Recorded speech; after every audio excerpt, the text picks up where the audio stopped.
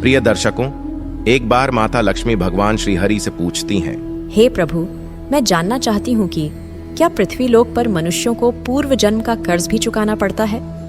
और मृत्यु के बाद मनुष्य की आत्मा अपने साथ वह कौन कौन सी चीजें हैं जो साथ लेकर जाती है, तथा उन सभी का प्रभाव मनुष्य के मृत्यु के बाद किस तरह से रहता है? मित्रों, तब मुस्कुराते हुए भगवान श्री हरि विष्णु कहते हैं, हे देवी लक्ष्मी, आज आपने जो प्रश्न किए हैं वह समस्त मानव जाति के कल्याण हेतु अत्यंत महत्वपूर्ण है। हे देवी, यह सत्य है कि इंसान को अपने पूर्व जन्म का कर्ज अवश्य ही चुकाना पड़ता है और मृत्यु के बाद भी कुछ ऐसी चीजें हैं जो आत्मा के साथ में ही रहती है और उनका प्रभाव मनुष्य के दूसरे जन्म पर भी पड़ता है। तब मां लक्ष्मी पूछती हैं, हे प्रभु गोविंदा, कैसा कर्ज होता है जो अगले जन्म में भी चुकाना पड़ता है, और वह कौन सी चीजें हैं जो अगले जन्म में भी प्रभाव डालती है? फिर भगवान श्री हरि कहते हैं, हे देवी, आज मैं आपको इसी विषय में एक कथा सुनाता हूं। आप इस कथा को ध्यान से पूरा सुनेंगी तो आपको आपके सभी प्रश्नों के उत्तर अवश्य ही मिल जाएंगे कि पूर्व जन्म का कर्ज क्यों चुकाना पड़ता है।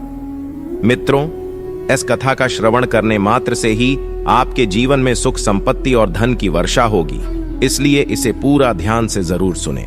हे माता लक्ष्मी, आज जो भी इस पवित्र कथा का श्रवण कर रहा है, आप उनके ऊपर अपना आशीर्वाद सदैव बना रखिए, उनके जीवन की सभी मनोकामनाओं को पूर्ण करें।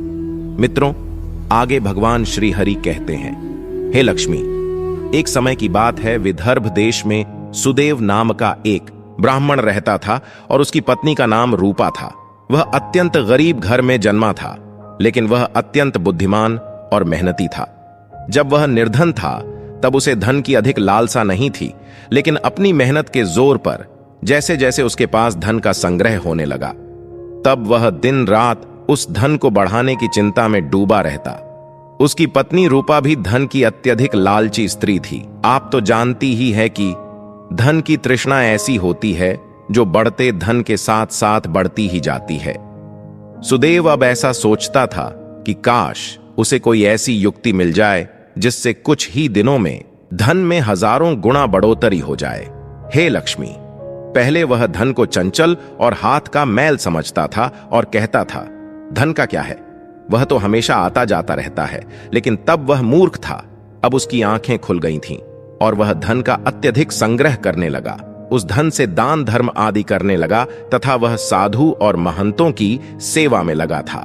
पहले उसकी ईश्वर में बड़ी ही श्रद्धा थी, किंतु समय के साथ साथ धन के लालच की भड़कती हुई ज्वाला ने उनके अन्य सभी सद्गुणों को भी जला दिया। धन की लालसा ने उसकी अंतरात्मा को हमेशा के लिए नष्ट कर दिया। पहले जब भी सुदेव के द्वार पर कोई साधु महात्मा आते तो उसका मुख फूलों की तरह खिल उठता था, परंतु अब आदर सत्कार के समय मुख पर निराशा और मायूसी ही रहती है।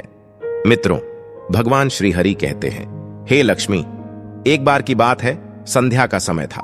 सुदेव के द्वार पर एक साधु आकर रुका और बोला, हे पुत्र, मैं एक यात्री हूं और आगे हरिद्वार को जाना है। आज की रात बिताने के लिए साधु को स्थान मिल जाए तो अच्छा होगा। मैं बड़ी ही आशा से आपके द्वार पर आया हूं। उस साधु का मुख संतोष की मूर्ति था, आंखों में अमृत और मुंह में शहद सी मिठास, जिस कारण से सुदेव का हृदय भक्ति भाव से भर गया और वह उन्हें प्रणाम करते हुए बोला, जरूर महात्मा, आपकी सेवा करना तो मेरा परम धर्मम है। तब वे साधु मुस्कुराते हुए कहते हैं, बेटा, आजकल के समय में तुम्हारे जैसे भक्ति भाव वाले पुरुष कहीं विरल ही मिलते हैं। इस संसार से धर्म का भाव ही जैसे उठ गया है। इस प्रकार से साधु के मुख से अपनी प्रशंसा सुनकर सुदेव का हृदय खिल उठा। उसको ऐसा प्रतीत हुआ मानो उन्हें स्वर्ग में ही स्थान मिल गया हो।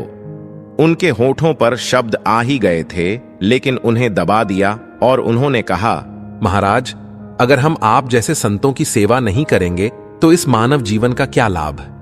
ऐसा कहते हुए सुदेव उन महात्मा को अपने घर के अंदर ले गया। जब उन्होंने घर में प्रवेश किया तब सुदेव ने उनके स्वागत सत्कार में कोई कमी नहीं छोड़ी। उन्हें खाने के लिए स्वादिष्ट भोजन बनवाया, नाना प्रकार की मिठाई बनवाई। उसके बाद दाल और सब्जियों में इतना घी डाला जैसे नदी की धारा में जल बहता है। भले ही सुदेव उन महात्मा को इतने पौष्टिक आहार देने के पक्ष में नहीं थे, लेकिन इस महात्मा की बातों में कुछ ऐसी शक्तियां थीं कि उनके वर्षों पुराने विचार चंद पलों में बदल गए, जैसे सूखी धरती पर एक दिन की बारिश से हरियाली छा जाती है।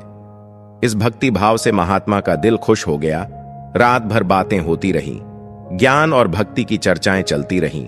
अंत में सुदेव ने पूछा कि महात्मान, आप साधु कैसे बने? साधु ने हंसकर उत्तर दिया, बेटा, बुढ़ापा आ गया है, अब क्या सारी उम्र गृहस्थी में ही फंसा रहूंगा? कुछ हरि भजन भी तो करना चाहिए। ईश्वर कृपा से बहुत धन कमाया है। मेरे 4 पुत्र हैं और एक कन्या भी है। अब सारी धन दौलत उन्हें बांट दी है और अब तीर्थ यात्रा को जा रहा हूं। फिर कुछ समय के पश्चात सुदेव ने साधु की तरफ देखा और पूछा, तो आपने अपना सब कुछ बच्चों को दे दिया या अपने पास भी कुछ रखा है? तभी साधु ने उत्तर दिया, बेटा, मेरे हाथ में जो यह लाठी देखते हो, यह अंदर से खोखली है। इसमें मैंने 500 सुवर्ण की मुद्राएं डाल रखी है। यात्रा में कभी कभी धन की आवश्यकता भी पड़ जाती है। यह कहते कहते साधु को नींद लग गई, लेकिन सुदेव की आंखें जाग रही थीं और यह सारी बातें उसकी पत्नी रूपा ने भी सुन तथा जान ली थीं। अब रात्रि का पहला पहर बीत गया था। वह बार बार महात्मा की लाठी को देख रहा था और मन ही मन कुछ सोच रहा था। अब उसके अंदर लोभ की माया का संचार हुआ, किंतु उसकी अंतर आत्मा इस घृणित कार्य को करने से रोक रही थी। किंतु वहीं मन की दुरात्मा सुवर्ण मुद्राएं पाने की जिद पर अड़ गई। कुछ समय तक इस संघर्ष में ही उसके मन का बुरा हाल हो चुका था कि तभी उसकी पत्नी उसके पास आकर बैठ जाती है और कहती है, स्वामी, आप किस गहरी चिंता में डूबे हैं? क्या आप भी वहीं कुटिल मंशा से सोच रहे हैं जो मैं भी सोच रही हूँ? इस महात्मा ने तो अपनी खूब सेवा करवा ली है, अब इन्हें कुछ तो हर्जाना भरना पड़ेगा। तब सुदेव कहता है, रूपा, मेरे मन में बड़ी ही दुविधा हो रही है। हमारा कर्तव्य है कि अतिथि की सेवा करें, किंतु अगर हम इनके धन को चुराते हैं तो पाप होगा। शायद हमें ऐसा नहीं करना चाहिए। तब उसकी पत्नी कहती है, अजी, आप कैसे फिजूल की बातें कर रहे हो? इस महात्मा की उम्र ढल चुकी है और क्या पता कब यह लुढ़क जाएंगे। वैसे भी अब यह अनाथ है और अपना अंतिम समय बिताने हेतु हरिद्वार जा रहे हैं। आप अपने मन को मत रोको और इन सुवर्ण मुद्राओं को ले लो। मुझे लगता है ईश्वर भी यही चाहते हैं। इसी कारण से ये महात्मा यहाँ पधारे हैं और जो बात सबसे गुप्त रखनी चाहिए उसे ही आपको बता दी है। तब सुदेव ठीक है ऐसा अपनी पत्नी को कहता है। मित्रों, भगवान श्री हरि कहते हैं, हे लक्ष्मी, अंततः लोभ ने धर्म को हरा दिया। सुदेव ने लाठी उठाई पर उनके हाथ पैर कांप रहे थे। उसकी अंतरात्मा ने एक बार फिर से फड़फड़ाना शुरू किया, लेकिन लोभ के दृढ़ हाथों ने उसे दबा दिया। तभी सुदेव और रूपा ने लाठी खोली और उसमें से सुवर्ण मोहरों को निकाल लिया और उनकी जगह सामान्य लोहे के सिक्के भर दिए। अगले दिन प्रातः सुबह महात्मा सुदेव और उसकी पत्नी की विनम्रता पूर्वक आज्ञा लेकर स्नान आदि करके अपनी अगली यात्रा के लिए तैयार हो गए। किंतु अभी भी सुदेव का दिल धड़क रहा था। उन्हें डर था कि कहीं साधु को शक ना हो जाए। इस ख्याल से उनका चेहरा पीला पड़त जा रहा था। लेकिन महात्मा को इस बात की कोई खबर ही नहीं थी। वे तो हंसते हुए बातें कर रहे थे और रात की मेहमान नवाजी के लिए बार बार धन्यवाद दे रहे थे। अपितु जाते समय सुदेव ने कहा, महात्मा जी, मेरे यहां संतान नहीं है। कृपया भगवान श्री कृष्ण से प्रार्थना करें कि उनके जैसी ही हमारे यहां संतान हो जाए। वैसे तो हम पापी हैं, हमारी प्रार्थनाओं का कोई असर नहीं हो सकता, किंतु आप तो महात्मा हैं, भगवान आपकी बात जरूर सुनेंगे। तभी मंद मुस्कान के साथ महात्मा ने उत्तर दिया, सुनेंगे या नहीं ये तो वही जाने, लेकिन मैं तुम्हें आशीर्वाद देता हूं कि भगवान श्री कृष्ण तुम्हें संतान दे। इतना कहकर वे महात्मा वहां से चले गए। मित्रों, भगवान श्री हरि कहते हैं, हे लक्ष्मी, अब जैसे सुदेव के सिर से एक बड़ा बोझ हट गया था। उन्हें ऐसा लगा जैसे महात्मा के जाने के साथ ही उनके दिल से एक पत्थर हट गया हो। किंतु वे दोनों पति पत्नी इस चोरी के फल से नहीं बच सकते थे। यह बात सुदेव का मन और मस्तिष्क भी अनुभव कर रहे थे, परंतु वह इस चोरी के प्रकट होने से वे बहुत डरते थे। चोरी का प्रकट होना प्रत्यक्ष था, हे लक्ष्मी, किंतु उसका फल भविष्य के किसी पर्दे में चुपचाप छिपकर सही अवसर की प्रतीक्षा में था। हे लक्ष्मी, मनुष्य वर्तमान समय के सामने भविष्य की परवाह नहीं करता है। वहीं दूसरी ओर जब वे महात्मा हरिद्वार में पहुंचे तो उनका हृदय अत्यंत प्रसन्न हो गया। यहां साधु संतों को देखकर ऐसी प्रसन्नता हुई मानो उन्हें सभी देवताओं के साक्षात दर्शन हो गए हों। उनका मन ईश्वर भक्ति में लीन हो गया। फिर अगले दिन उन्होंने उस मंदिर के मुख्य रसोइये को बुलाकर कहा, महाराज, मैं यहां दर्शन हेतु आने वाले सभी यात्रियों के लिए अन्नदान करना चाहता हूं और अब यहीं एक मेरी इच्छा बाकी है। कृपया आप हमें बताएं कि सभी लोगों के भोजन तथा निवास और वस्त्रदान के लिए कितना खर्च हो सकता है। तभी उस व्यक्ति ने कुछ हिसाब करते हुए बताया कि महाराज, अन्नदान, निवास और वस्त्रदान और अन्य सभी प्रकार के कार्यों के लिए कुल 400 सुवर्ण मुद्राएं लग सकती है तथा 10 से 20 कम अधिक भी लग सकती है। क्या आपके पास इतना ज्यादा और पर्याप्त धन है? ठीक है, मैं इसका प्रबंध करता हूं। आप बस कल के सभी कार्यक्रमों का आयोजन करो। कहकर वे गंगा स्नान के लिए चले गए। फिर अगले दिन उनके कहे अनुसार उस रसोई ने पूरा आयोजन किया। हरिद्वार के परिसर में बड़ी ही धूमधाम और खुशी के साथ अन्नदान, वस्त्रदान, भजन आदि कार्यों को संपन्न किया। वहां मौजूद सभी लोग देखकर खुशी से कहने लगे, महात्मा स्वयं गरीब होकर कितने ही उदार है और जिनके पास धन की कोई कमी नहीं होती है। वे व्यर्थ के दिखावेबाजी में लुटा देते हैं, बेटों के विवाह पर उड़ा देते हैं, परंतु धर्म की राह पर एक कौड़ी भी खर्च नहीं करते। यह एक नेक दिल मनुष्य है जिसने अपना धर्म समझा और धर्म के सामने धन का मोह नहीं देखा। तब अपनी प्रशंसा सुनकर महात्मा के खुशी का कोई ठिकाना न रहा। उनका हृदय आनंद से भर प्रसन्न हो रहा था। किंतु हे लक्ष्मी, वहीं दूसरी ओर उसका भाग्य रो रहा था। जब संध्या हुई, महात्मा ने अपने कमरे का दरवाजा बंद किया और लाठी को खोलकर देखा तो लाठी के अंदर लोहे सिक्के के देखकर उसका हृदय कांप गया। उसे ऐसा प्रतीत हुआ मानो वह कोई भयानक स्वप्न देख रहा हो। उसे अपनी आंखों पर यकीन नहीं हो रहा था। वह चाहता था कि यह स्वप्न जल्द से जल्द टूट जाए, पर यह कोई ऐसा स्वप्न नहीं था जिससे नींद खुल जाए। उसने बार बार अपनी आंखें मल मल कर देखा, पर सिक्के वहीं थे। अब उस महात्मा को थोड़ी ही देर में रसोइयों को हिसाब कर उनका धन लौटाना था। उसने सोचा, अब क्या होगा? अपमान की छवि उसकी आंखों के सामने खींच गई और कहने लगा, हे प्रभु, आप मुझे क्षमा करें। और महात्मा कांपते हुए खड़े हो गए। उन्हें अपमान का ख्याल अपमान से भी ज्यादा डरावना लग रहा था। अब उनमें इसे सहन करने की शक्ति नहीं थी। वे कुछ देर तक सोचते रहे और उन्होंने अचानक से दरवाजा बंद कर दिया और साथ ही उम्मीदों के द्वार भी बंद हो गए।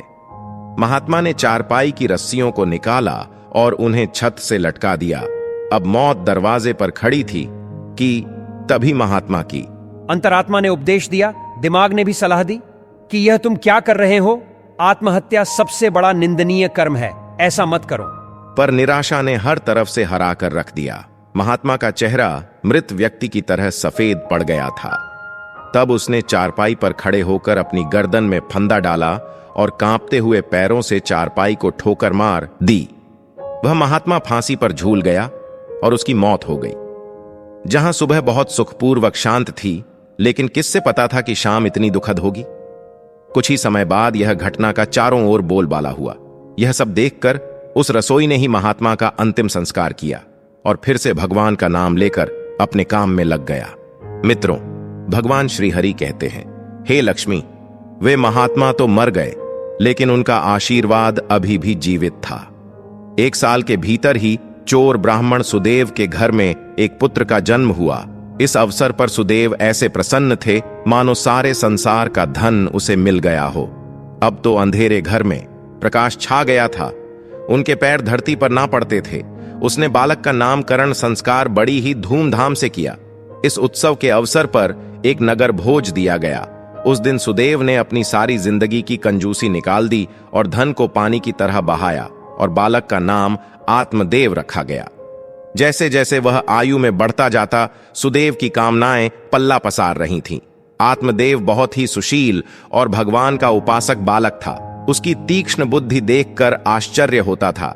लोग कहते थे कि यह कुल का नाम बढ़ाएगा। सुदेव यह सुनकर फूले न समाते। उसकी शरारतों को और चंचलता को देखकर उनका प्यार और भी बढ़ता जाता था। इसी प्रकार 6 वर्ष बीत गए। आत्मदेव शिक्षा ग्रहण करने हेतु आश्रम में गया। वहां भी उसके गुणों का विकास होने लगा। वह हमेशा अपनी कक्षा में अव्वल आया करता था। सुदेव यह देखकर ईश्वर को धन्यवाद करता था, लेकिन कभी कभी जब उन्हें उस महात्मा के साथ अपने दुर्व्यवहार की याद आती तो उनके दिल में चुभन होती और उनकी आत्मा पर एक अनजाना सा डर छा जाता था। उन्हें बार बार अपने ऊपर गुस्सा आता था। वे अक्सर मन ही मन दुखी होते रहते और मन ही मन कहते कि मेरी बुद्धि कैसी खोटी थी, मैंने ऐसी मूर्खता क्यों की होगी। लेकिन बीता हुआ समय उनके हाथ में नहीं आ सकता था। उन्होंने सुवर्ण की 500 मोहरों को एक लाल वस्त्र में बांधकर संदूक में रख दिया और यह निश्चय किया कि वे उस महात्मा को वापस दे देंगे। फिर उन्होंने महात्मा की खोज शुरू कर दी। कई लोगों को भेजा, लेकिन वे उस महात्मा तक नहीं पहुंच सके। इतना समय बीत गया कि अब सुदेव उस घटना को भूल गए थे, परंतु वह सुवर्ण मुद्राएं अभी भी एक लाल वस्त्र में लिपटी हुई उसी संदूक में पड़ी थी। मित्रों, भगवान श्री हरि कहते हैं, हे लक्ष्मी, समय गुजरता गया और आत्मदेव अब 20 वर्ष के हो गए थे। साथ ही उसे एक बीमारी ने जकड़ा और आत्मदेव के इलाज में काफी धन का खर्च हो रहा था। फिर एक दिन अचानक सुदेव अपनी पत्नी रूपा और बेटे आत्मदेव के साथ हरिद्वार के लिए निकल पड़े। वहां पहुंचकर वे एक सराय में ठहरे। वहां सुदेव को पता चला कि उनके बेटे आत्मदेव का व्यवहार साधुओं जैसा हो रहा है। उनके अंदर वैराग्य आ रहा है। वह दिन रात साधुओं के डेरे में समय बिताता और जब भी किसी दीन दुखी या गरीब को देखता उसकी मदद करता था। इसे देखकर सुदेव बहुत परेशान होते थे, पर वे कुछ कर नहीं पाते थे। आत्मदेव उनकी इकलौती संतान थी। उसका मुख देखकर सुदेव का क्रोध शांत होता। वह बहुत सोचते थे, परंतु आत्मदेव के इस स्वभाव का कारण उन्हें समझ में नहीं आता था। फिर दूसरे दिन संध्या समय आत्मदेव भजन कर अपने सराय की तरफ लौट रहा था कि रास्ते में एक बूढ़ा आदमी उसे रोता हुआ मिला। तब आत्मदेव ने आश्चर्य से पूछा, भाई रोते क्यों हो? तब वह बूढ़ा कहने लगा, बेटा क्या कहूं, कहते हुए लज्जा आती है। अगर तुम जानना ही चाहते हो तो सुनो। मैं गंगा जी में डूबकर अपना जीवन समाप्त करने जा रहा हूं, क्योंकि मुझे व्यापार में घाटा हुआ है और मेरे सिर पर बहुत सा कर्ज है। व्यापार में भी नुकसान हुआ है और कर्ज भी है। आत्मदेव कहता है, पर यह तो छोटी सी बात है। उस बूढ़े व्यक्ति ने अजीबो गरीब नजरों से आत्मदेव की ओर देखते हुए कहा, मुझे अपना कर्ज चुकाना है, नहीं तो मेरे पास आत्महत्या करने के अलावा कोई विकल्प ही नहीं है। तब आत्मदेव कुछ देर तक चुप रहे। यह मौन उस दुर्भाग्यशाली बूढ़े व्यक्ति के लिए एक उम्मीद बन रहा था।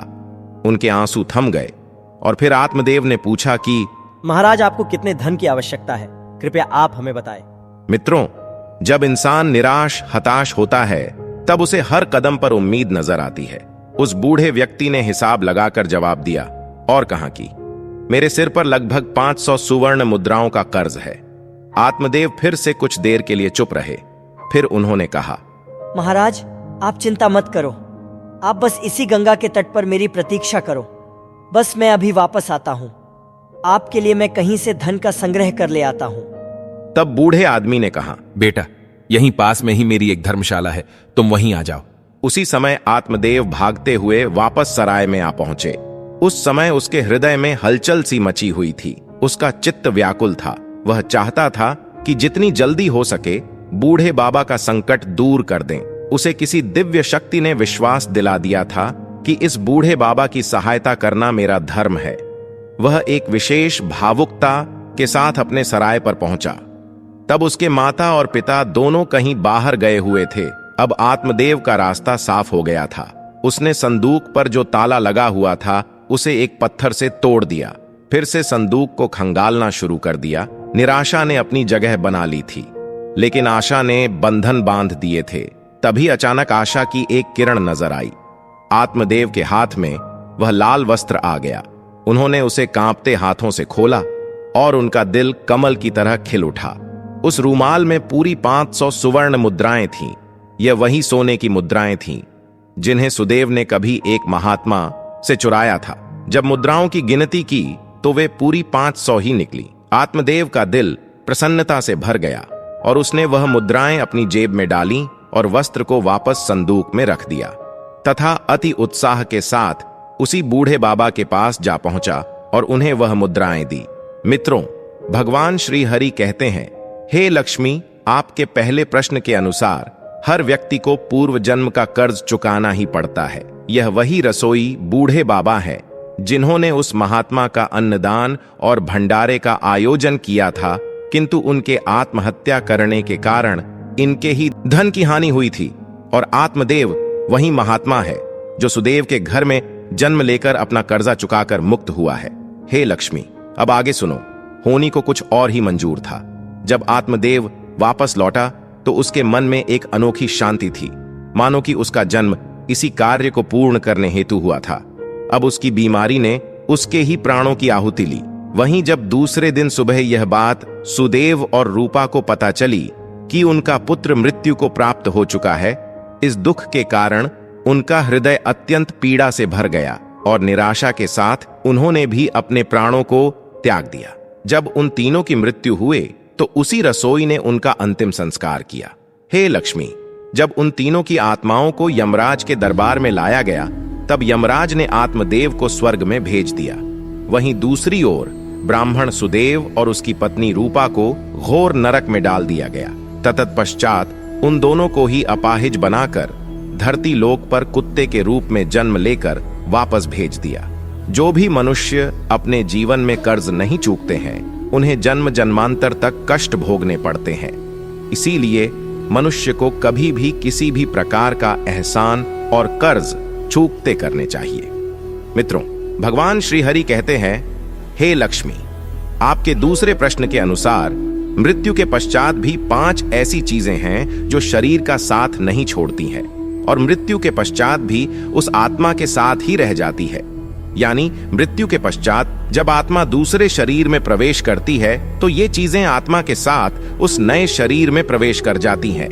कामना वो पहली चीज है जो मनुष्य की मृत्यु के साथ ही रहती है और अगले जन्म में भी उसके साथ रह जाती है। दूसरी है कर्म। मनुष्य इस जीवन में पुण्य कर्म और अच्छे कर्म करता है तो अगले जन्म में भी उस मनुष्य को सुख, शांति और समृद्धि की प्राप्ति होती है। वहीं अगर वो मनुष्य बुरे कर्म या कुकर्म करता है तो अगले जन्म में उस मनुष्य को नरक रूपी जीवन व्यतीत करना पड़ता है, जिस कारण ये कहा जाता है कि कर्म की गति ऐसी होती है कि जो 7 जन्मों तक पीछा नहीं छोड़ती है। तीसरी है वासना। वासना भी कामना का ही एक प्रकार है। वासना एक ऐसी चीज मानी जाती है जिसका कोई भी अंत नहीं है। मृत्यु की चौखट पर आए हुए लोग भी वासना से मुक्त नहीं हो पाते हैं। इस सांसारिक सुख की चाहत और काम की इच्छा वासना कहलाती है। मन, शांति और ज्ञान ही एकमात्र वस्तु है जो वासना से मुक्ति दिलवा सकती है। चौथी है स्मृति या ज्ञान। बुद्धिमान मनुष्य हमेशा ही बुद्धिमान और विवेकशील रहते हैं, जिस कारण से उन्हें जल्दी मुक्ति की प्राप्ति होती है। और 5वीं बात है कर्ज। एक ऐसी चीज है जो मनुष्य के मरने के बाद भी उसका पीछा नहीं छोड़ती है।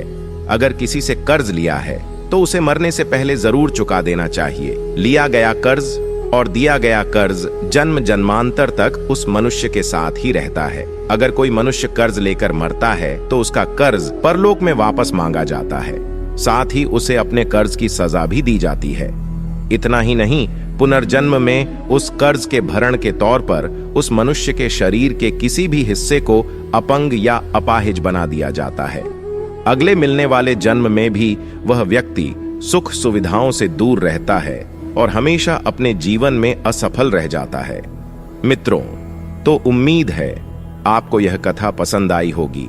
वीडियो को लाइक जरूर करें और कमेंट में जय श्री लक्ष्मी नारायण अवश्य लिखें। साथ ही चैनल को सब्सक्राइब करें। आप सभी का धन्यवाद।